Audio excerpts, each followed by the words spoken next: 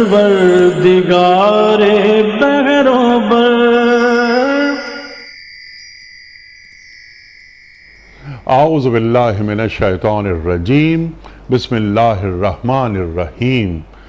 ان اللہ وملائکتہ یصلون علی النبی یا ایہا الذین آمنوا صلوا علیہ وسلموا تسلیما۔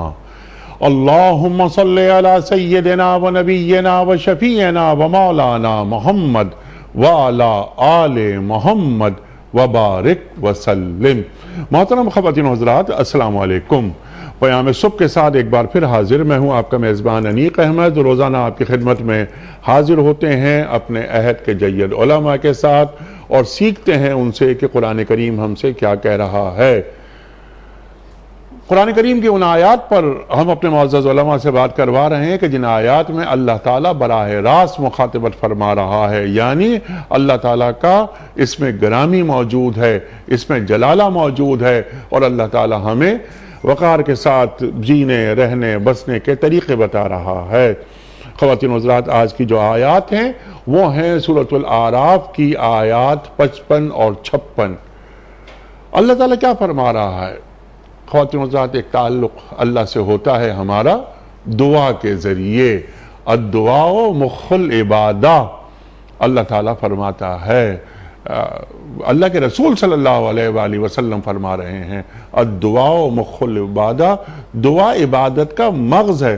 اور اللہ کیا فرما رہا ہے کہ وقال ربکم ادعونی استجب لکم ان الذین یستکبرون عن عبادتی سیدخلون جہنم داخرین۔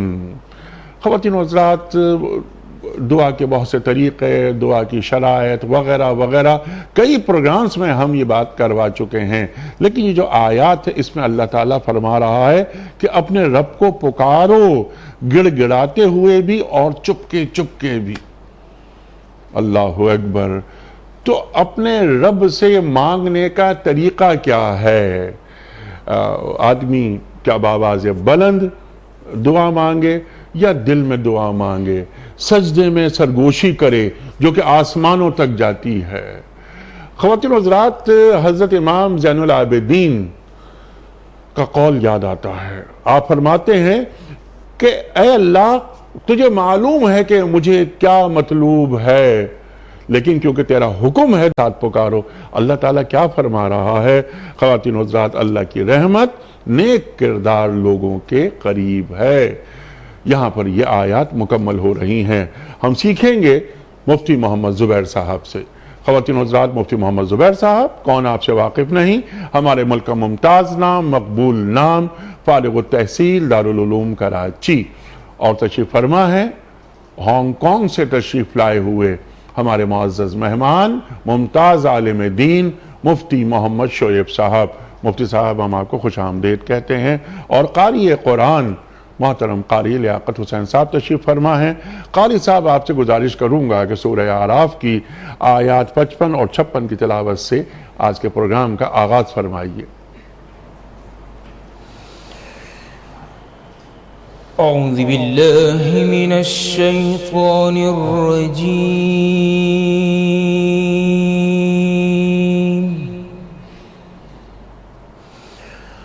بسم اللہ الرحمن الرحیم۔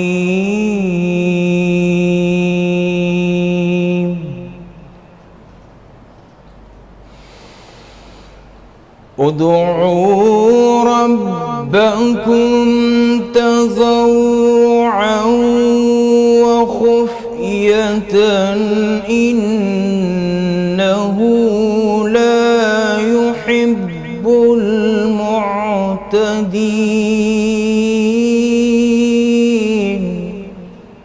ماشاءاللہ۔ ولا تفسدوا في الأرض بعد إصلاحها ودعوه خوفا وطمعا اللہ۔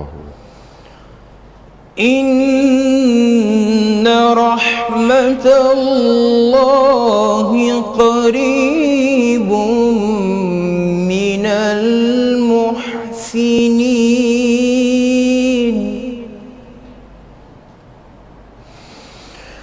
بسم اللہ الرحمن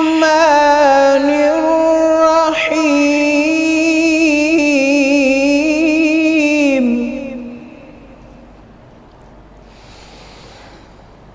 ادعوا ربکم تضرعا وخفیة إنه لا يحب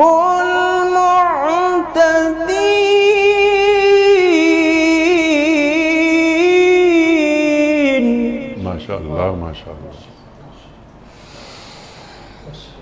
ولا تفسدوا في الأرض بعد إصلاحها وادعوه خوفا وطمعا ماشاءاللہ إن رحمة الله قريب من المحسنين ولا تفسدوا في الأرض بعد إصلاحها وادعوه خوفا وطمعا إن رحمة الله قريب من المحسنين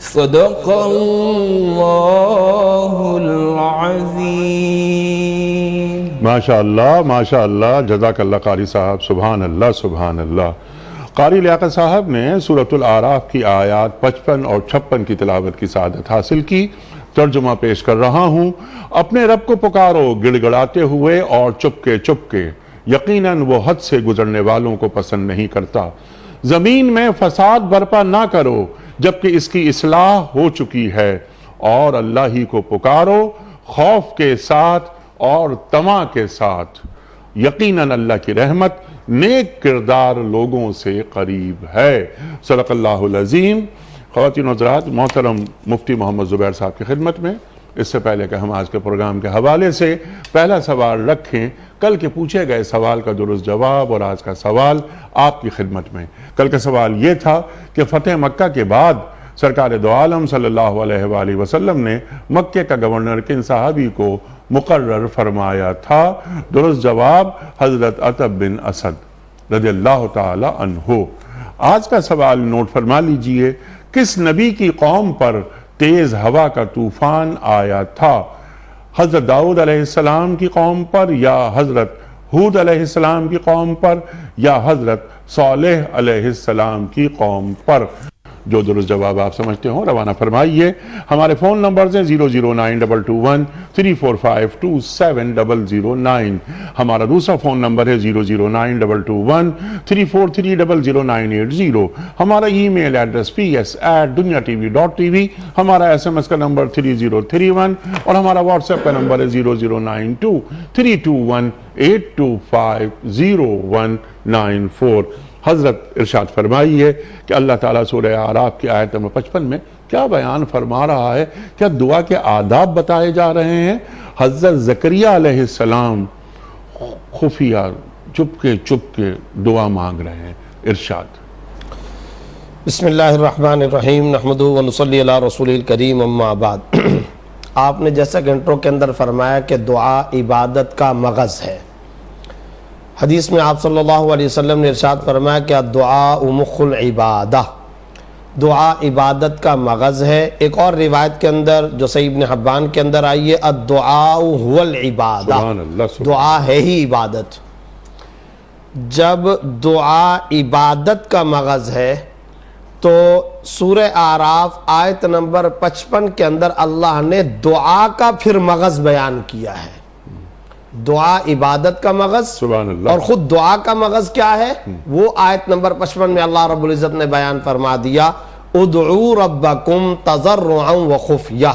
اپنے رب کو پکارو، دعا کرو الہا و زاری کے ساتھ، رو دھو کر، تضرع کے ساتھ، خفیہ خاموشی کے ساتھ، خفیہ طریقے سے، چپکے چپکے چھپ کر۔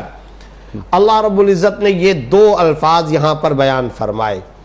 اگر آپ غور کریں دعا سے متعلق ساری کی ساری آیات قرآن کریم کی وہ سامنے رکھیں، تفسیر القرآن بالقرآن، سبحان اللہ۔ ان القرآن یفسر بعضہ بعضا، قرآن کریم اپنے بعض حصے کی بعض دوسرے مقامات سے تشریح خود کر دیا کرتا ہے۔ چنانچہ ہم دیکھتے ہیں کہ دعا کے یہی آداب اللہ رب العزت نے مختلف مقامات پر بیان فرمائے۔ سورہ مریم آیت نمبر 3، اذ نادا ربہ نداء خفیہ، ایک مرد صالح نبی معظم حضرت زکریا علیہ السلام کا اللہ رب العزت دعا کا نقشہ کھینچ رہے ہیں کہ اس نے پکارا اپنے رب کو خفیہ طریقے سے، چپکے سے، خاموشی کے ساتھ۔ سورہ نمل آیت نمبر 62، امن یجیب المضطر اذا دعاہ ویکشف السوء، کون ہے جو مضطر کی دعا کو سنتا ہے، اللہ اکبر، اضطرار کے اندر، تنگی کے اندر، دماغی ٹینشن، دل کی تکلیف و صدمے کی حالت کے اندر کون ہے اس کی پکار کو جو سننے والا ہے۔ امن یجیب المضطر اذا دعا، جب وہ اللہ کو پکارتا ہے، ویکشف السوء، پھر اللہ اس کے صدمے، تکلیف اور پریشانی کو دور کر دیتا ہے، ختم کر دیتا ہے۔ سبحان اللہ، سبحان سورہ مریم آیت نمبر 3 میں خفیہ کا تذکرہ، یہاں اضطرار کا تذکرہ۔ سورہ فاطر آیت نمبر 15 کے اندر اب اللہ رب العزت بتا رہے ہیں تم مانگا کس طرز اور انداز میں کرو۔ یا ایہا الناس انتم الفقراء الی اللہ واللہ هو الغنی الحمید، اے لوگو تم عاجز ہو، تم مسکین ہو، تم بھکاری ہو، تم فقراء ہو، اللہ کی طرف محتاج ہو، اور اللہ غنی ہے، تعریف کے لائق ذات اگر کوئی ہے تو وہ اللہ رب العزت کی۔ یہاں ان ساری آیات سے ہمیں کیا پتہ چل رہا ہے؟ اگر کوئی شخص دعا کو، ناظرین و سامعین، میں اور آپ، اگر ہم دعا کی قبولیت چاہتے ہیں تو ان آیات میں اللہ نے دعا کا مغز بیان کر دیا۔ سورہ اعراف آیت نمبر 55 کے اندر تضرع، الہا و زاری، سورہ مریم آیت نمبر 3 خفیہ طریقے سے، اور سورہ نمل آیت نمبر 62 اضطرار کی کیفیت ہونی چاہیے، اور پھر یہاں کیا کہا سورہ فاطر آیت نمبر 15 کے اندر فقیر، عاجز اور مسکین بن کر کے تم اللہ رب العزت کے سامنے پکارو۔ سورہ زمر آیت نمبر 23 کے اندر کیا ہے؟ تقشعر منہ جلود الذین یخشون ربہم۔ احسن الحدیث کیا ہے؟ سب سے اچھی بات کیا؟ جب اس کا تذکرہ ہو تو جسم کانپ اٹھے، بدن پہ لرزہ طاری ہو جائے، جلد، کھال، تقشعر منہ جلود الذین یخشون ربہم، جن کے دل میں ذرہ برابر خوف خدا، خشیت خدا بندی ہوتی ہے تو ان کی حالت کیا ہوتی ہے؟ بدن پہ کپ کپی طاری، جسم پہ لرزہ طاری۔ بس انیس صاحب، یہ ساری کی ساری وہ آیات ہیں جن آیات نے ہمیں دعا کا فلسفہ سکھایا۔ جب اللہ رب العزت کہتے ہیں تم فقیر اور اللہ غنی، سوال یہ پیدا ہوتا ہے بھیکاری، بےگر اور فقیر کس طرح کی شکل غنی اور سیٹھ و مالدار کے سامنے بناتا ہے؟ چہرے کو بھی متواضع، انکساری والا، منکسر اور عاجز بناتا ہے، خفیہ طریقے سے بھیک مانگتا ہے، سب لوگوں کے سامنے بھیک نہیں مانگتا، اس کی قدر دل میں رکھ کر کے بھیک مانگتا ہے، اپنے کو کمتر سمجھ کر کے بھیک مانگتا ہے، اپنے کو نوکر و محتاج سمجھ کر کے بھیک مانگتا ہے۔ اللہ نے ایسا فصیح جملہ استعمال فرما لیا، میں غنی، میں مستغنی و بادشاہ ذات، تم فقیر، محتاج، عاجزی اور انکساری والے ہو، لہذا تم اسی طرح کی انکساری اور تواضع کا چہرہ بناؤ۔ بس اگر ہم اپنی دعاؤں میں ان آداب کو شامل کر لیں، ہو بھی خفیہ طریقے سے، ہو بھی رونے دھونے کے ساتھ، ہو بھی تضرع الہا و زاری کے ساتھ، ہو بھی گڑ گڑانے کے ساتھ، خفیہ طریقے سے، اضطرار کی کیفیت، تڑپ کے ساتھ، بے چینی کے ساتھ، صدمے کے ساتھ، اور بتائیے اضطرار کی کیفیت کیسی ہوتی ہے؟ اضطرار اضطراب کی کیفیت کو ظاہر کرتا ہے۔ اگر اس طریقے سے تم دعا مانگو، ان آداب کا خیال رکھو، رب کعبہ کی قسم کھائی جا سکتی ہے۔ اب اللہ کا وہ وعدہ آئے گا، ادعونی استجب لکم، جب ان آداب کے ساتھ پکارو گے میں تمہارے ساتھ پرومس کرتا وعدہ کرتا ہوں تمہاری دعا کو ضرور سنوں گا۔ اس دعا کی قبولیت میں کسی قسم کی کوئی رکاوٹ نہیں ہے، کیونکہ اللہ کا وعدہ کبھی جھوٹا ہوتا ہی نہیں، ہو نہیں سکتا۔ اللہ اکبر، ان اللہ ربی لسمیع الدعاء، ان ربی لسمیع الدعاء، اللہ اکبر، اللہ اکبر۔ وَإِذَا سَأَلَكَ عِبَادِي عَنِّي فَإِنِّي قَرِيبٌ أُجِيبُ دَعْوَةَ الدَّاعِ إِذَا دَعَانِ فَلْيَسْتَجِيبُوا لِي۔ اللہ اکبر، اللہ اکبر۔ ارشاد فرمائیے اللہ کے رسول صلی اللہ علیہ وآلہ وسلم صحابہ کے ہمراہ، صحابہ دعا مانگ رہے ہیں زور زور سے، اللہ کے رسول فرما رہے ہیں صلی اللہ علیہ وآلہ وسلم تم کسی بہرے سے مخاطبت نہیں کر رہے، تم کسی غائب سے مخاطبت نہیں کر رہے، اللہ تمہارے ساتھ ہے۔ ارشاد بسم اللہ الرحمن الرحیم۔ دیکھیں یہاں جو آیت آپ نے کوٹ کی ہے وَإِذَا سَأَلَكَ عِبَادِي عَنِّي فَإِنِّي قَرِيبٌ، اگر پورے قرآن کے ذخیرے کا آبزرو کیا جائے، مطالعہ کیا جائے، اس پہ میں سمجھتا ہوں کوئی صورت، کوئی آیت، کوئی رکوع خالی نہیں ہے جس میں اللہ رب العزت دعا کے بارے میں مومنین کو، مسلمین کو، ایمان والوں کو دعا کی ترغیب اور دعا کی تشویق فرما رہے ہیں۔ آپ حیران ہوں گے مومنین کو مخاطب ہونے کے علاوہ خود انبیاء علیہم السلام کے نام لے لے کر اللہ رب العزت نے ان کی دعاؤں کا تذکرہ فرمایا۔ وَاذْكُرْ فِي الْكِتَابِ إِبْرَاهِيمَ وَاذْكُرْ فِي الْكِتَابِ إِدْرِيسَ وَاذْكُرْ فِي الْكِتَابِ إِسْمَاعِيلَ وَلَقَدْ آتَيْنَا دَاوُودَ وَسُلَيْمَانَ عِلْمًا۔ کیا موسیٰ علیہ السلام کا تذکرہ، مختلف انبیاء علیہ السلام کا ذکر ہو۔ اب دعا میں دو چیزیں بڑی اہم ہے، اور آپ نے سوال جو کیا کہ نبی اکرم صلی اللہ علیہ وسلم کا معمول کیا رہا صحابہ کرام کے ساتھ دعا کے حوالے سے۔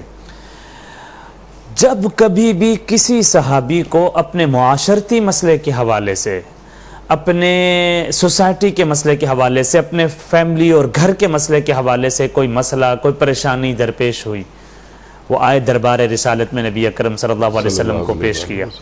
اور یقیناً ہمارا اور آپ کا سب کا ایمان ہے کہ نبوت کی زبان جب کھلتی ہے تو وہ حقیقت میں محمد الرسول اللہ کی زبان نہیں ہوتی بلکہ وہ اللہ کا کلام ہوتا ہے۔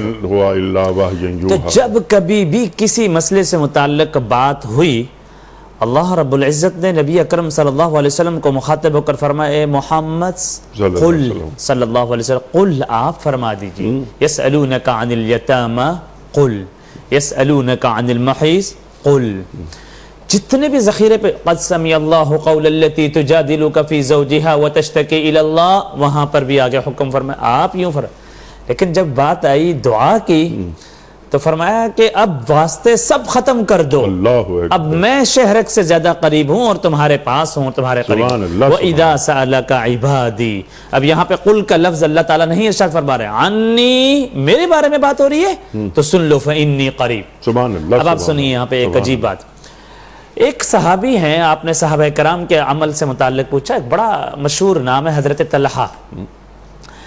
یہ جوان طلحہ نام کے بھائی بہت سارے صحابہ کرام ہیں، ایک صحابی ایسے ہیں جوان عمر کے صحابی ہیں اور محبت ہے رسول اکرم صلی اللہ علیہ وسلم کے ساتھ، بارہا آتے جاتے ملتے بیٹھتے، اور جب کبھی کوئی کام نہ بھی ہوتا نا تو صرف زیارت کے لیے آتے کہ آقا صلی اللہ علیہ وسلم کے چہرے انور کی زیارت۔ تھوڑا مدینہ سے کچھ فاصلے پہ رہتے تھے، بیمار ہوئے، تاریخ اور محدثین اس پورے واقعے کو جو نقل کرتے ہیں، جب بیمار ہوئے اور چہیتے تھے نبی اکرم صلی اللہ علیہ وسلم کو، ویسے بھی یا معشر شباب، شباب نوجوانوں کی جماعت کو بڑے پیار سے مخاطب ہو کر فرماتے تھے، تو بیمار ہوئے تو اب نہ جا سکے نبی اکرم صلی اللہ علیہ وسلم کی زیارت کے لیے، تھوڑا فاصلے پہ رہتے تھے، بیمار ہوئے تو وصیت کی اپنے خاندان کے افراد کو کہ اگر میرا انتقال ہو جائے اور انتقال اگر رات کے وقت ہو جائے تو نبی اکرم صلی اللہ علیہ وسلم کو خبر نہ دینا، کیونکہ جب وہ میری موت کی خبر سنیں گے تو ان سے رہا نہیں جائے گا، وہ آئیں گے میرے پاس اور میرے جنازے اور غسل اور تدفین اور تکفین میں شامل ہو جائیں گے۔ میں نہیں چاہتا کہ نبوت کے قدموں کو میری وجہ سے تکلیف پہنچے، بس تدفین میرا انتقال ہو جائے, مجھے آثار ابھی زندگی کے اور کوئی نظر نہیں آ رہے, تو یہی جنازہ تدفین تکفین کر کے مجھے دفن کر دینا, نبی اکرم صلی اللہ علیہ وسلم کو خبر نہ دینا. ہوا معاملہ, انتقال ہو گیا, تدفین ہو گئی, معاملات سب ختم ہو گئے. دوسرا دن تیسرا دن گزرتا ہے, نبی اکرم صلی اللہ علیہ وسلم دربار رسالت میں صحابہ کرام بھی بیٹھے ہوئے ہیں, پوچھتے ہیں ما لی لا ارا طلحہ, کیا ہو طلحہ مجھے نظر نہیں آتا. عرض کیا یا رسول اللہ قد مات, اس کا تو انتقال ہو گیا. تو نبی اکرم صلی اللہ علیہ وسلم فرمایا تم نے مجھے خبر کیوں نہیں دی؟ تو عرض کیا یا رسول اللہ صلی اللہ علیہ وسلم, اس کی وصیت یہ تھی کہ وہ نبی اکرم صلی اللہ علیہ وسلم کو خبر نہ دینا کہ نبوت کے قدموں کو تکلیف ہو. اب اندازہ لگائیں, نبی اکرم صلی اللہ علیہ وسلم یوں ہاتھ اٹھاتے ہیں اور وہ جو دعا مانگتے ہیں, آج دعا کا ٹاپک چل رہا ہے, میں چاہتا ہوں میں یہ بات مانگتا ہوں, سیرت کی پوری ڈکشنری میں اور لائبریری میں ایسی دعا نبی اکرم صلی اللہ علیہ وسلم نے کبھی کسی کے لیے نہیں مانگی جو حضرت طلحہ کے لیے دعا مانگی ہے.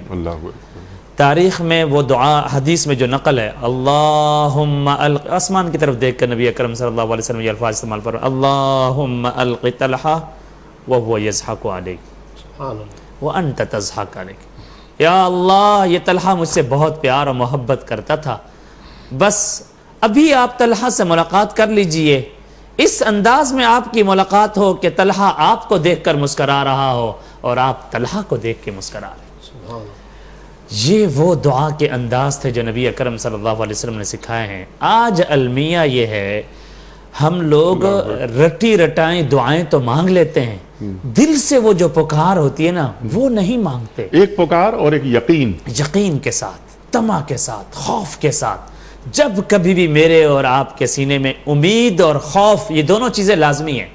اگر اللہ صرف خوف آگے آ رہا ہے, اور اسی آیت میں آگے آ رہا ہے, اگر اللہ تعالیٰ صرف خوف دیتے تو لوگ مایوس ہو جاتے ہیں, لوگ کہتے ہیں بس ڈرنا ہی ہے, خوف ہے. نہیں, آگے اللہ تعالیٰ نے فرمایا طمع بھی رکھو, امید بھی رکھو, اور اپنے امید کا چراغ اللہ نے جلایا ہے مومن کے دل میں. جیسے آپ نے دعا کوٹ کی, دعا مخل عبادہ, پھر فرمایا کہ عرفات میں آ رہے ہو, دعا مانگی قبول ہو گئی, شک بھی نہ کرنا. اگر شک کرو گے تو تمہارے حج کے اندر بھی شک ہو جائے گا, تمہارا یہ شک کرنا اللہ پہ شک کرنا ہوگا. یہ امید پیدا فرما رہے ہیں. راتوں کو اٹھو گے, دعا مانگو گے, تصور بھی ختم کر دو کہ یہ دعا قبول نہ ہو, یہ قبول ہونی ہی ہونی ہے. امید کا چراغ بھی جلایا, خوف بھی رکھا. خوف کس چیز کا؟ خوف رکھا کہ ڈرتے رہو کہیں اللہ کی دی گئی حدود کو پار اور کراس نہ کرنا. ایسا نہ ہو دعا بھی مانگ رہے ہو اور ساتھ ساتھ میں اللہ کے جو دیے گئے احکامات ہو اس کو روند بھی رہو, ایسا نہیں ہوگا. مفتی صاحب اسی بات کو ذرا سا آگے بڑھاتے ہیں. اگر ہم اس کو یوں لیں کہ خوف اس چیز کا کہ اے اللہ میرے اور تیرے درمیان دعاؤں کی قبولیت کی راہ میں جو رکاوٹیں ہیں اس کو دور فرما دے. بالکل جی. ارشاد. دیکھیں, خوف و طمع کا جو لفظ ہے مفسرین کرام نے لکھا ہے کہ دعا کے قبول نہ ہونے کا ڈر بھی ساتھ ساتھ میں رہے, دعا کی قبولیت کے اندر کوئی رکاوٹ نہ آ جائے. اچھا, جب ہم یہ کہتے ہیں, جیسے کہ یہ بات ابھی مصعب نے فرمائی کہ ہم کو یہ یقین رکھنا ہے کہ دعا قبول ہوگی, دعا کی قبولیت یقینی ہے, قطعی ہے, حتمی ہے, تو پھر خوف کیوں؟ تو یہی وہ نقطہ ہے جس کو سمجھنا چاہیے. اصل بات یہ کہ خوف کہیں دعا رد نہ ہو جائے, کہیں دعا کی قبولیت میں کوئی مانع حائل اور رکاوٹ نہ آ جائے, اللہ کی طرف سے نہیں. مسئلہ یہ کہ خود میرے جرائم رکاوٹ نہ بن جائیں. مثلا وہ جرائم کیا کیا ہو سکتے ہیں؟ میں رزق حلال کا اہتمام نہیں کرتا, یہ جرم ہے. اگر میں دعا کے اندر حد سے تجاوز کروں, یہ جرم ہے. اگر میں دعا, یاد رکھیے یہ بھی ایک جرم ہے جو میں اگلا جرم ذکر کر رہا ہوں, اور اللہ بچائے اس میں ہم سب شریک ہیں. وہ کیا ہے؟ خشوع اور خضوع سے خالی ہے, تضرع نہیں ہے, الحاح زاری نہیں ہے, ڈیمانڈ ہے, تڑپ نہیں ہے. مجھے اور آپ کو مطالبے کا حق نہیں ہے کہ میں اور آپ مطالبہ کریں. مطالبہ نہیں کرنا ہے, اللہ سے مانگنا ہے, پکارنا ہے, مضطرب اور مضطر کی طرح رونا پکارنا ہے اور اللہ کے سامنے گڑ گڑانا ہے. جو اس در کا بھکاری وہ قسمت کا سکندر ہوتا ہے. اس در کا بیگر بننا ہے ہم کو, عاجزی, انکساری. اچھا, اب معاملہ کیا ہے؟ فرض کریں اگر یہ رکاوٹیں آ گئیں, الحاح زاری نہیں ہے, ہم کو پتہ ہی نہیں ہے ہم جملے کیا ادا کر رہے ہیں. میں ایک چھوٹا سا ایک لطیفہ سا ذکر کرتا ہوں. یہ جو عیدین کے موقع پر امام خطبہ دیتا ہے, اس کے اندر وہ کئی مسائل ذکر کرتا ہے. جی ہاں. اچھا وہ مسائل ذکر کرتے ہوئے وہ سانس لیتا ہے رکتا ہے خطبے کے دوران میں. جتنے مقتدی حضرات بیٹھے ہیں وہ کہتے ہیں آمین آمین آمین. انہی میں وہ ایک جملہ کہتا ہے کہ سل العلماء المسائل، اپنے علماء سے مسائل پوچھ لیا کرو. لوگ کہتے ہیں آمین. اب سوال یہ پیدا ہوتا ہے یہاں آمین کا کون سا موقع ہے بھائی؟ یہاں تو آمین کا کوئی تذکرہ ہی نہیں ہے. وجہ کیا ہے؟ دعا مانگ نہیں رہے، ہم پڑھ رہے ہیں. تو دعا پڑھنی نہیں ہے. کیا ہم کہہ رہے رب انی ظلمت نفسی ظلما کثیرا، دماغ دکان کی طرف ہے. ربنا آتنا فی الدنیا حسنہ، دماغ کھیتی باڑی کی طرف ہے. ہم دعا مانگ رہے ہیں کیا؟ ہم اللہ سے کہہ رہے ہیں ربنا ھب لنا من ازواجنا وذریاتنا قرۃ اعین. کتنی عجیب دعا. آنکھوں کی ٹھنڈک کس کے اندر ہے؟ بیوی بچوں کے لیے کیا مانگا جا رہا ہے؟ اولاد کے لیے کیا مانگا جا رہا ہے؟ اپنے جسم باڈی اور وجود کے لیے کیا مانگا جا رہا ہے؟ اور پھر ذرا بتائیے اختتام آیت کیا ہے؟ وجعلنا للمتقین اماما. اے اللہ رئیس المتقین بنا مجھ کو. اے اللہ مجھ کو امام المتقین بنا، امام الخاشعین بنا، امام المتواضعین بنا، امام الصلحاء مجھے بنا. اے اللہ مجھے رئیس المتقین بنا. اتنی بڑی دعا. اور دماغ کہاں ہے؟ مالی حساب کتاب کی طرف، نوکری کی طرف. دماغ کہاں ہے؟ دفتر کی طرف، شاپنگ سینٹر کی طرف، گاڑی مکان اور گھر کی طرف. تو گزارش صرف اور صرف یہ ہے دعا عبادت کا مغز، اور خود دعا کا فلسفہ روح اور مغز کیا ہے؟ توجہ رہے، اللہ کی طرف متوجہ رہو. جو زبان سے پکارتے ہو اس کا ترجمہ بھی آنا چاہیے، اس کا معنی بھی آنا چاہیے. دور زوال کی پیداوار ہے ہم سارے کے سارے لوگ. قرآن نہیں سمجھتے، عربی نہیں جانتے، ہمیں کچھ پتہ نہیں مطلب کیا، معنی کیا، تفسیر کیا. میں آج پیام صبح کے اس پروگرام کے اندر درخواست کرنا چاہتا ہوں تمام ناظرین و سامعین سے، صرف ایک مثال ذرا سمجھ لیجئے.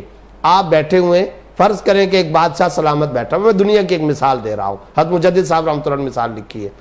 باہر سے ایک بندہ آتا ہے، وہ آ جائے اور آپ کے سامنے کھڑا ہو، جیب سے پرچی نکالے، کسی اور زبان کی وہ گفتگو پڑھ لے، اور بادشاہ کو یہ بھی پتا ہو کہ یہ جو کچھ میرے سامنے پڑھ رہا ہے اس کو خود نہیں پتا اس کا معنی کیا ہے، اس کو خود نہیں پتا اس کا ترجمہ کیا ہے، اس کی میننگ کیا ہے، اس کو خود نہیں پتا. سوال یہ کہ اگر بادشاہ کو یہ بات پتا ہو تو کیا بادشاہ اس کی ڈیمانڈ اور مطالبے کو قبول کرے گا؟ کبھی بھی نہیں کرے گا. حتیٰ کہ اگر بادشاہ کو یہ بات کنفرم طور پہ پتا چل جائے کہ اس کو خود نہیں پتا کہ یہ رٹی رٹائی جو عبارت پڑھ رہا ہے اس کا معنی کیا ہے، بادشاہ اس کو اپنے ساتھ غداری، بے وفائی، گستاخی اور اپنی بے ادبی و بے اکرامی سمجھے گا. تو میرے سامنے آ کر کے یہ بول رہا ہے، تجھے خود پتہ ہی نہیں ہے کہ تو بول کیا رہا ہے. تو آج مسلمانوں کی یہی صورتحال ہے. ہم اللہ رب العزت کے سامنے جملے ادا کر رہے ہیں لیکن ہمیں اس کا مطلب پتہ نہیں. تو برائے کرم جو دعائیں قرآن کریم کی ہیں اس کا ترجمہ سمجھیے، برائے کرم اس کا معنی سمجھیے. جو مسنون دعائیں، ان مسنون دعاؤں کا مطلب اور ترجمہ اگر سمجھیے. اردو میں بھی دعا مانگ رہے ہیں یا کسی مقامی زبان میں تو مجھے معلوم ہو کہ دعا مانگنے کے آداب کیا ہیں، میں کس سے مانگ رہا ہوں، کیا مانگ رہا ہوں اور کس سے مانگ رہا ہوں. قدر، آہوزاری، خفیہ خفیہ، چپ کے، کیونکہ اللہ سمیع بھی ہے، بصیر بھی ہے، اسے سب معلوم ہے. لیکن مجھ میں تڑپ ہے یا نہیں ہے، میں کس سے مخاطبت کر رہا ہوں. سبحان اللہ سبحان آپ صلی اللہ علیہ وسلم نے تو انیس صاحب یہاں تک فرما دیا کہ تم رو نہیں، رونا بنتا فتباکو، رونے کی شکل بنا لو، ہیئت تو بناؤ، شکل و صورت تو بناؤ، وہ بناوٹ اور صنعت تو اختیار کر لو جو ایک بیگر کی ہوتی ہے، جو ایک محتاج، عاجزی اور انکساری والے کی ہوتی ہے.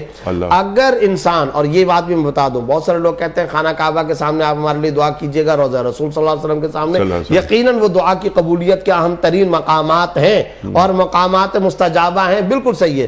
لیکن وہ جو شیخ سعدی رحمۃ اللہ نے فرمایا، اگر تو قدر بھی دانی، اگر تو قدر جانے، ہر شب قدر است، ہر رات شب قدر ہے. ارے انیق صاحب، رات کے آخری پہر میں مصلے پر تو میری حکومت چلتی ہے نا، اللہ اکبر، سجدے میں تو میری سلطنت ہے، اللہ اکبر، ہر ایک کا دائرہ میری ڈومین ہے نا، میرا دائرہ ہے. اور وہ میری ڈومین کیا ہے؟ گھر کے آنگن کے اندر مجھ کو کس نے روکا ہے؟ میں رات کے آخری پہر اٹھ کر کے وَبِالْأَسْحَارِ هُمْ يَسْتَغْفِرُونَ اِنَّ نَاشِيَةَ اللَّيْلِ هِيَ أَشَدُّ وَطْئًا وَأَقْوَمُ قِيلًا، سورہ مزمل آیت نمبر 6. بے شک راتوں کا جاگنا صبح میں گفتگو میں تاثیر پیدا کرواتا ہے. اور کیا؟ انسان کی خواہشات نفسانیہ کو دبانے کا بہترین نسخہ اس آیت نمبر 6 سورہ مزمل میں اللہ رب العزت نے بیان فرما دیا. وہ کیا ہے؟ ناشیۃ اللیل، راتوں کا جاگنا. مستغفرین بالاسحار، من طلب العلا سحر اللیالی، بلندیاں جو چاہتے ہیں راتوں کو جاگتے ہیں. یہ جو راتوں کا جاگنا آخری پہر بوقت تہجد شب زندہ دار ہونے کی صفت ہے، یہ ہر غریب کو حاصل ہو سکتی ہے، ہر امیر کو حاصل، عورت و مرد کو حاصل ہو سکتی ہے. یہ جو اللہ کا مانگنا ہے، یہ اللہ کو اتنا بھاتا ہے، اتنا بھاتا ہے. یہ راتوں کو اٹھ کر کے مانگنا. نیک صاحب ایک حدیث بتا دیتا ہوں، آپ پھر اگلا سوال کیجئے. آپ صلی اللہ علیہ وسلم نے فرمایا کہ جس وقت ایک شوہر اور بیوی رات کے آخری پہر مکالمہ کرتے اور پھر ایک دوسرے کو پہلے سے کہتے مجھ کو اٹھانا تہجد کے لیے، وہ کہتی ہے مجھ کو اٹھانا، نیند نہیں اکھڑ رہی، پانی کا چھڑکاؤ کرتے ہیں، اللہ آسمان دنیا پر مسکراتا ہے اور پھر اللہ رب العزت اس کی دعا کو قبول کرنے کے لیے آسمان دنیا پر اپنی شان کے مطابق آ جاتا ہے. اگر اگلے دن پھر وہ سویا رہتا ہے، نہیں اٹھتا، تو حدیث کے اندر آتا ہے کہ اللہ رب العزت فرشتوں سے فرماتے ہیں کیا میرے بندے نے آج میرے اندر کوئی نقص پا لیا ہے کہ آج میرے سامنے نہیں کھڑا ہوا؟ یعنی یہ ادا اللہ کو اتنی بھاتی ہے، کتنی پسند ہے اللہ کو، آج کیوں نہیں میرے سامنے یہ کھڑا ہو رہا؟ تو بس خلاصہ کلام یہ ہے، مسلح پر میری سلطنت و حکومت ہے. اس حکومت و سلطنت کا پاورفل، مضبوط اور مؤثر استعمال سیکھ لیجئے. اس در کا بھکاری بن جائیے، دیکھیے دنیا کے شہنشاہ و بادشاہ بن جائیے. سبحان اللہ، سبحان اللہ، سبحان اللہ. آپ کے براہ راست استاد اور ہمارے بھی استاد مفتی تقی عثمانی صاحب رضی اللہ علیہ فرماتے ہیں کہ دعا اور شکر کے ذریعے اللہ سے تعلق مستقل برقرار رکھو. دعا اور شکر، دعا اور شکر. اللہ اکبر. اور اس جملے کی تشریح حضرت یہ فرماتے ہیں کہ دیکھو ہر انسان کو یا تو نعمتیں کچھ حاصل ہیں یا کچھ نعمتیں چاہیے. جی یہی ہے نا. جی ہاں. ہر وقت ہر ٹائم آپ کو کچھ نعمتیں پہلے سے آلریڈی حاصل اور کچھ چاہیے. تو فرمایا اللہ سے تقرب حاصل کرنے کا طریقہ کیا ہے؟ دعا اور شکر. جو حاصل شدہ نعمتیں ان پہ شکر، اور پھر اللہ سے مانگتے رہو. تم کسی اور سے تو نہیں مانگ رہے نا، اپنے اللہ سے مانگ رہے ہو، اپنے پیارے محبوب خدا سے ہی مانگ رہے ہو. تو جب اس سے مانگ رہے ہو تو انسان کی زندگی میں ہے ہی یہ دو حالتیں، یا تو پہلے سے کچھ نعمتیں حاصل ہیں اور مزید بھی نعمتیں انسان کو چاہیے. بس دعا اور شکر کے ذریعے اللہ کے ساتھ ایک پاورفل کانٹیکٹ اور تعلق مضبوط بنا. اللہ اکبر، اللہ اکبر. دعا کے حوالے سے بہت ساری گفتگو ہوئی، لیکن ابھی 2-3 موضوعات مزید باقی ہیں. لیکن یہ خوف اور طمع کے ساتھ اس پر گفتگو آپ نے فرما دی. زمین پر فساد برپا نہ کرو. اللہ تعالیٰ ارشاد فرما رہا ہے. کیا اس کے کیا سلسلے ہیں، کیا معنی ہے؟ اور ایک بات مفتی صاحب جو ہم آپ سے سیکھنا چاہ رہے ہیں وہ یہ کہ کہا جاتا ہے عام طور پر کہ یہ دنیا اندھیرے میں تھی، بڑی ظلمتوں میں سے تھی، رفتہ رفتہ رفتہ رفتہ اس میں اب یہ اس میں تابناکیاں پیدا ہو گئیں. کیا اللہ نے جب بندے کو اس زمین پہ اتارا تو مکمل روشنی کے ساتھ نہیں اتارا؟ وَلَا تُفْسِدُوا فِي الْأَرْضِ بَعْدَ إِصْلَاحِهَا. یہاں جو کلمات استعمال فرمائے گئے کہ نیچرلی اعتبار سے، پیدائش کے اعتبار سے اللہ نے صلاح رکھی ہے ہر انسان میں بھی، ہر مخلوق میں بھی، مخلوقات میں زمین بھی ہے، آسمان بھی ہیں، جنات بھی ہیں، فرشتے بھی ہیں. پیدائش کے وقت اللہ رب العزت نے ہر انسان کو صلاح کی صفت سے نوازا ہے، اور اس کے اندر نیچرلی اور طبعاً اصلاح کا پہلو غالب ہے، جسے مثبت پہلو کہیں. اب اللہ فرما رہے ہیں جب نیچرلی اور طبعاً آپ کے اندر صلاح ہے تو اسی صلاح کو برقرار رکھو، اس میں فساد نہ ڈالو. وَلَا تُفْسِدُوا. اسی کو اللہ رب العزت دوسری آیتوں کے ساتھ بھی کس طرح جوڑتے ہیں؟ أَلَمْ نَجْعَلْ لَهُ عَيْنَيْنِ وَلِسَانًا وَشَفَتَيْنِ وَهَدَيْنَاهُ النَّجْدَيْنِ فَلَقْتَحَمَ. کیا ہم نے 2 آنکھیں نہیں دی تھی؟ کیا ہم نے تمہیں عقل نہیں دیا تھا؟ کیا ہم نے تمہیں دل نہیں عطا کیا تھا؟ کیا ہم نے تمہارے لیے مواقع عطا نہیں کیے تھے؟ یہ سب مواقع عطا کرنے کے باوجود بھی تم نے فساد کی طرف غلبہ کیا، فساد کی طرف تم چلے گئے، فساد کو تم نے ترجیح دی. اس کا مطلب یہ ہے کہ تم فساد برپا کرنے والوں میں سے ہو اور تم تجاوز کرنے والوں میں سے ہو. اللہ اس طرح کی تجاوز کرنے والوں کو، اس طرح کے فساد کرنے والوں کو پسند نہیں فرما رہے، اس لیے آرڈر دیا وَلَا تُفْسِدُوا فِي الْأَرْضِ. ہر انسان میں انیک صاحب طبیعتاً اسے انصاف اور اسے سچائی نظر آ رہی ہوتی ہے. اس کو اغراض، مفادات اور اس کو خارجی چیزیں اس کو اس تباہی کی طرف لے جاتی ہیں۔ ہر انسان کے اندر ایک دل کا ایک گوشہ اس کو ضرور پکار رہا ہوتا ہے کہ یہ جو چوری کر رہا ہے، یہ جو ڈاکہ مار رہا ہے، یہ جو بیک بیٹنگ کر رہا ہے، یہ جو تو غلط کر رہا ہے، یہ غلط ہے، یہ زنا۔ یہی وجہ ہے نا، اب اگر آپ ذخیرہ قرآن میں غور کریں، اللہ سارے گناہوں کی معافی کا اعلان فرما دیتے ہیں۔ کیوں؟ اللہ کو پتا ہوتا ہے کہ جب یہ بندہ کر رہا ہوتا ہے نا، اس کو پتا ہوتا ہے میں یہ گناہ کر رہا ہوں۔ جب وہ چوری ڈاکہ کسی کا مال ہڑپ کر رہا ہوتا ہے، کسی کی غیبت کر رہا ہوتا ہے، بدشگونی کر رہا ہوتا ہے، بدفعلی کر رہا ہوتا ہے، توہمات کر رہا ہوتا ہے، نمازیں چھوڑ رہا ہوتا ہے، فسق و فجور کی طرف خلاصہ یہ کہ وہ جا رہا ہوتا ہے، اس کے دل کے ایک کونے میں یہ بات ہوتی ہے کہ یہ میں غلط کر رہا ہوں، سوائے ایک گناہ جس کے بارے میں اللہ فرما رہے ہیں کہ میں اس گناہ کو معاف نہیں کروں گا۔ آپ جانتے ہیں وہ ہے شرک کا گناہ، کیونکہ وہ کرتے وقت یہ سمجھ رہا ہوتا ہے کہ میں سوا کا کام کر رہا ہوں۔ اس سے بات کیا نتیجہ کیا نکلا کہ اصلاً طبعاً فطرتاً آدمی کی ذات میں اصلاح ہے، وہ اصلاح کو دبوچ دیتا ہے، وہ اصلاح کو مسل دیتا ہے، اسے مغلوب کر دیتا ہے اور فساد کے پہلو کو غالب کر دیتا ہے۔ اس کو اللہ فرما رہے ہیں کہ وَلَا تُفْسِدُوا فِي الْأَرْضِ بَعْدَ إِصْلَاحِهَا، یعنی وہ جو فساد کا پہلو غالب آ جاتا ہے، یعنی انسان شیطانی مکر کی چالوں میں پھنس جاتا ہے، وقتاً فوقتاً پیغمبر آتے رہے، انسان کو راہ راست پر لاتے رہے۔ آج شیطانی چالوں سے یعنی زمین پر اصلاح ہو چکی ہے، دوبارہ فساد پیدا کرنے کے لیے، ان شیطانی چالوں سے نمٹنے کے لیے کیا مفتی صاحب پہلے شیطانی چالوں کا ادراک اور سمجھ ضروری نہیں ہے؟ ضروری ہے کہ اس شیطانی چالوں کو سمجھا جائے، اور یہی وجہ ہے میں اور قرآن کوئی نیکی کا کام بھی اسٹارٹ کرتے ہیں، لیتے ہیں، آغاز کرتے ہیں تو پہلی دعا یہ مانگتے ہیں، یا اللہ شروع کر رہا ہوں کہیں شیطانی چالوں کا شکار نہ ہو جاؤں، ٹھیک ہے، یا اللہ میں یہ قرآن کھول رہا ہوں اعوذ باللہ من الشیطان، حالانکہ میں قرآن پڑھ رہا ہوں، قرآن پڑھنے تو برکت ویسے ہی آنی ہے۔ عجیب بات یہ، ابراہیم و اسماعیل باپ اور بیٹا ایک اتنا عظیم کام کر رہے ہیں، ربنا تقبل منا انک انت السمیع العلیم، یا اللہ میں کعبہ بنا رہا ہوں، میں اور میرا بیٹا لگے ہوئے ہیں اس کی در و دیوار کی، اس کی تعمیر میں مصروف ہے، تقبل منا، اس میں ریاکاری نہ آ جائے، اس میں کوئی شیطانی وسوسہ نہ آ جائے، بس چھوٹا سا کام کیا ہے، حالانکہ کام تو بہت بڑا تھا، تاریخ میں اس سے بڑا کام کیا ہو سکتا ہے؟ اس سے بڑا تاریخ میں کام نہیں ہو سکتا جو اللہ رب العزت کے لیے یہ کام کر رہے ہیں۔ اس موقع پر بھی یہ فرما رہے ہیں، یا اللہ قبولیت سے نواز دے، اس میں کوئی ریاکاری اور اس میں کوئی شیطانی وساوس کا شکار میں نہ ہو جاؤں۔ ایک حدیث ہے بڑی مشہور ہے، کل امر ذی بال لم یبدأ ببسم اللہ فهو اخطا فهو اجزم، کوئی کام بھی جب تم شروع کر رہے ہو اللہ کی پناہ میں نہیں آتے ہو، کوئی کام شروع کیا۔ اچھا، دعا کے ٹاپک سے ملتی ہوئی میں یہاں پہ ایک اور بات بھی ایڈ کروں۔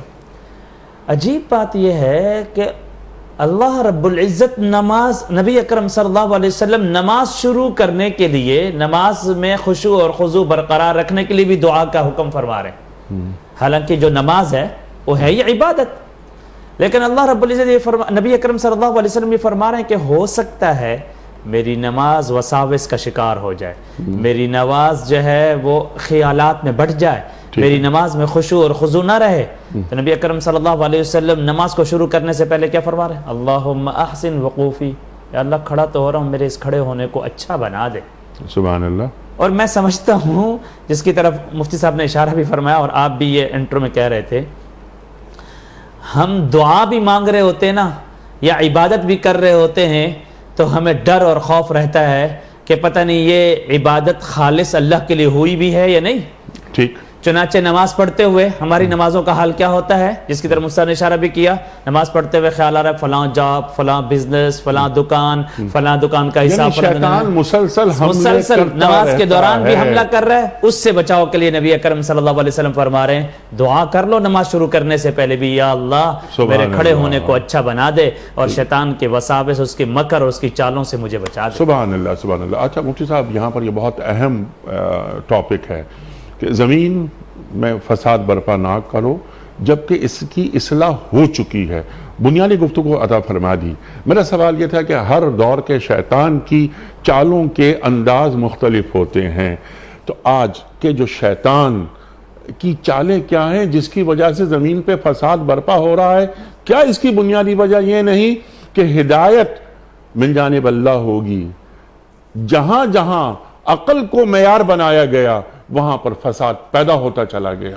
ارشاد۔ دیکھیں گزارش یہ وَلَا تُفْسِدُوا فِي الْأَرْضِ بَعْدَ إِصْلَاحِهَا، اس کا ایک اہم نقطہ یہ سمجھنا چاہیے کہ انسان کے پاس فطرت کی روشنی ضرور ہوتی ہے، لیکن اس کو ہدایت کا طالب بن کر کے زندگی گزارنی چاہیے۔ سبحان اللہ، سبحان اللہ۔ فطرت کی روشنی اللہ کی طرف سے، مگر ہدایت کا طالب ہے یا ہدایت سے غافل ہے، یہ انسان کا اپنا کسب اور اختیار ہے۔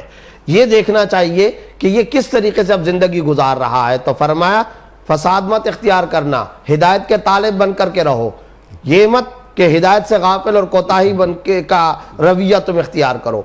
یہاں ایک نقطہ اور سمجھنا چاہیے کہ آپ نے فرمایا شیطان کی چالوں کا ادراک، انویسٹیگیشن، تشخیص و تحقیق۔ رسول اللہ صلی اللہ علیہ وسلم سے زیادہ باطل کو باطل کون سمجھ سکتا ہے؟ اللہ حق کو حق کون سمجھ سکتا ہے؟ لیکن سیاہ ستہ کے اندر یہ ایک عجیب دعا آ رہی ہے، اصل میں تو مجھے اور آپ کو یہ تلقین کی جا رہی ہے، اور وہ دعا کون سی ہے؟ اللہم ارنی الحق حقا وَارْزُقْنِ اتَّبَاعَهُ وَأَرِنِ الْبَاطِلَ بَاطِلًا وَارْزُقْنِ اجْتِنَابَهُ۔ اچھا یہ واحد متکلم کے صیغے کے ساتھ ہے، جمع کے ساتھ، اللہم ارنا الحق حقا وارزقنا اتباعہ وارنا الباطل باطلا وارزقنا اجتنابہ۔ میں بعض اوقات حیران ہوتا ہوں کہ اس دعا کا ترجمہ پہلے ناظرین کے لیے کر رہا ہے، اللہ مجھے حق کو حق دکھا، باطل کو باطل دکھا، حق کو حق دکھا، اور مجھے اس کی پیروی اور اتباع کی توفیق عطا فرما، اور باطل کو باطل مجھے دکھا، باطل انداز اور باطل شکل و صورت بھی اس کی مجھے دکھا، اور مجھے اس سے بچنے اور اجتناب و احتراز کرنے کی توفیق و ہمت عطا فرما۔ نبی صلی اللہ علیہ وسلم کو یہ دعا کی ضرورت کیا؟ اصل میں قوم کے لیے، انسانیت کے لیے، امت کے لیے، ورنہ تو شارع علیہ السلام کا اشارہ وہ معیار ہدایت، شارع علیہ السلام کا قول اللہ کا قول، شارع علیہ السلام کا فعل دین میں حجت، دین میں دلیل، مستند اور اتھینٹک ذریعہ، اور اس کو دین کے اندر استدلال سمجھا جائے گا۔ حرف آخر ہے شارع علیہ السلام کا قول و فعل، لیکن یہ دعا مانگی جا رہی ہے۔ پتہ چلا کہ ہر دور کے شیطانی حربوں کو سمجھنا چاہیے، یہ مت دیکھو کہ ڈوری کا سرہ یہاں ہل رہا ہے، یہ دیکھو اس رسی کا آخری سرہ کس کے ہاتھ کے اندر ہے۔ تم یوز تو نہیں ہو رہے، استعمال تو نہیں ہو رہے، خوشنما نعروں کے پیچھے چلے جانا مسلمان کے شایان شان نہیں، اس کے پیچھے محرک و داعی کیا ہے وہ ذرا دیکھو، پھر شیطانی چالوں کو سمجھو گے تو پھر اسی راستے سے اس کا مقابلہ بھی کر سکو گے۔ اگر شیطانی چال سے نہیں، مثال کے طور پر میں ایک چھوٹی سی بات بتاتا ہوں، بڑا خوشنما نعرہ ہے، عورت کو آزادی ملنی چاہیے۔ آپ مجھے بتائیے کون سا ذرا سا بھی دماغ رکھنے والا ایسا بندہ ہوگا جو یہ کہتا ہو کہ عورت کو آزادی نہیں ملنی چاہیے؟ بالکل ملنی چاہیے۔ تعلیم کی آزادی، بوقت ضرورت بقدر ضرورت جاب اور ملازمت کی آزادی، نوکری کی آزادی، اس کو کھانے پینے کی آزادی، بالکل صحیح ہے، یہ ایک اچھا خوشنما نعرہ ہے۔ لیکن کیا اس نعرے کے پیچھے بے حیائی، فحاشی اور عریانی کا تصور کار فرما تو نہیں؟ اس کی آزادی سے کیا مراد لیا جا رہا ہے؟ کیا وہ فحاشی اور عریانی کی طرف راستے ڈانڈے تو نہیں مل رہے؟ کیا اس آزادی کا تصور وَقَرْنَ فِي بُيُوتِكُنَّ وَلَا تَبَرَّجْنَ تَبَرُّجَ الْجَاهِلِيَّةِ الْأُولَىٰ کی مخالفت تو نہیں ہے؟ وَلَا يُبْدِينَ زِينَتَهُنَّ کی مخالفت تو نہیں ہے؟ یا ایھا النبی قل لِأَزْوَاجِكَ وَبَنَاتِكَ وَنِسَاءِ الْمُؤْمِنِينَ يُدْنِينَ عَلَيْهِنَّ مِنْ جَلَابِيبِهِنَّ کی اگینسٹ تو یہ نہیں جا رہا۔ تو قرآن و سنت تھرمامیٹر ہے، اس تھرمامیٹر کو سامنے رکھو، کسوٹی اور معیار کو سامنے رکھو۔ اب آزادی کی بات کرو گے ہم اس تھرمامیٹر کے ذریعے چیک کریں گے، اگر تم بات کرو گے حقوق اور رائٹس کی ہم اس تھرمامیٹر کے ذریعے سے چیک کریں گے، اگر تم بات کرو گے جغرافیائی سرحدوں کی ہم اس تھرمامیٹر کے ذریعے چیک کریں گے، تم سیاست میں کوئی نعرہ لے کر کے آؤ گے ہم اس تھرمامیٹر کے ذریعے چیک کریں گے۔ قرآن میرے تابع نہیں ہوگا، میں قرآن کے تابع ہوں گا۔ حالات کے تابع مسلمان نہیں ہوا کرتے، بلکہ مؤثر مسلمان وہ ہوتا ہے جو حالات کو اپنے تابع بناتا ہے۔ اور آخر میں ایک مثال، عادت ہماری یہ بن گئی ہے، اگر یہ ٹوپی میرے سر پر فٹ نہیں آ رہی نا تو بجائے اس کے کہ میں ٹوپی کی تراش خراش کروں، بجائے اس کے کہ میں ٹوپی کو بڑا چھوٹا کروں، میں سر کی کاٹ پیٹ شروع کر دیتا ہوں۔ آج یہ طرز و انداز ہے، یہ والی آیتیں نہیں چاہیے، قرآن کا یہ حصہ نہیں چاہیے، یہ معیار نہیں چاہیے۔ یعنی قرآن کی پوزیشن تبدیل نہیں ہوگی، جزاک اللہ، اپنی پوزیشن قرآن کے مطابق بنانی ہے۔ دیٹ از اے پوائنٹ، یہی میں کہنا چاہتا میں ہوں۔ آپ کا بڑا ممنون مفتی صاحب، آپ تشریف لائے، مفتی شعیب صاحب بڑا شکر گزار، قاری صاحب بڑا ممنون آپ تشریف لائے۔ خواتین حضرات، بڑی اہم یہ آیات سورہ اعراف کی 55-56 ہمارے معزز علماء نے ہمیں بالکل وضاحت سے بیان کر دیا کہ اللہ تعالیٰ کیا فرما رہا ہے، معنی، مفاہیم، اور مفتی صاحب نے عہد سے بھی اسے جوڑ دیا۔ سبحان اللہ اور جزاک اللہ مفتی صاحب۔